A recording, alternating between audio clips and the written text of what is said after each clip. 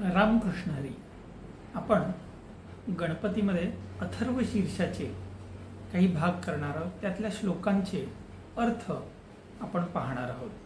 अथर्व शीर्षाची सुरुवात होते ओम नमस्ते गणपतये. म्हणजे हा गणपती आहे, ओम आहे सुरुवातीला. तर ओमकार रूपी जो गणेश आहे त्याला नमस्ते गणपते, त्याला आम्ही काय करतो, वंदन करतो. त्वमेव प्रत्यक्षं तत्त्वमसि. आता तीन वेदांची तीन महावाक्य आहेत. अहम ब्रह्मासि, तत्त्वमसि, सर्वं खल्विदं ब्रह्मासि. मी ब्रह्म आहे, ते ब्रह्म आहे, आणि सर्वं खल्विदं ब्रह्म, सर्व ब्रह्म.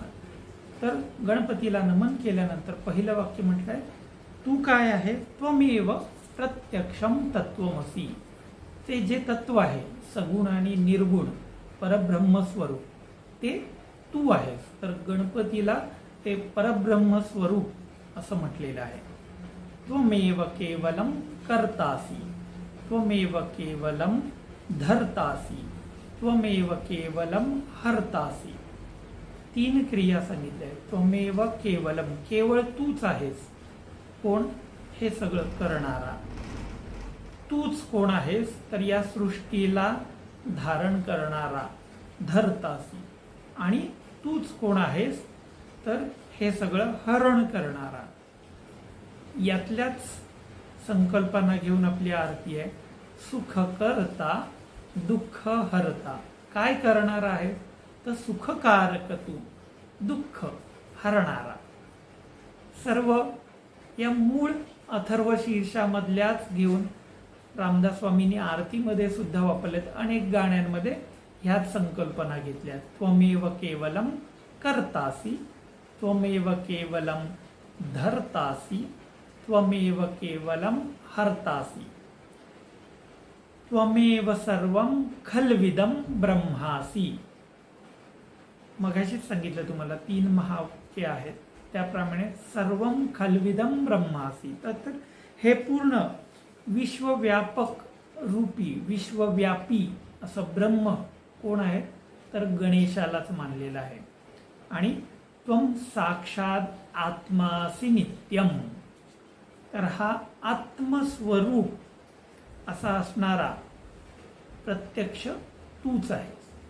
त्यामुळे हा जो पहिला श्लोक आहे अथर्व शीर्षातला, त्याला गणपतीचे आधिदैविक रूप असं म्हणतात.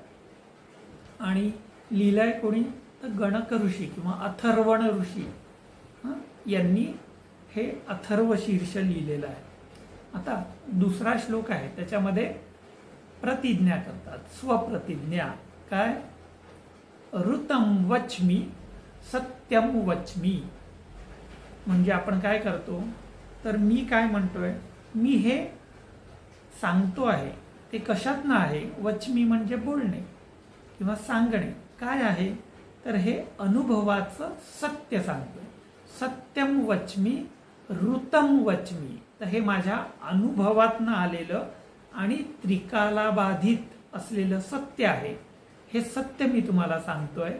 अशी प्रतिज्ञा करून, प्रतिज्ञापूर्वक सांगतोय असं अथर्वण ऋषी जे आहे ते आपल्याला सांगतोय. आता याच्या पुढचा भाग आहे तो रक्षण करावं याच्यासाठीचा, तो आपण पुढच्या भागात पाहू. रामकृष्ण हरी.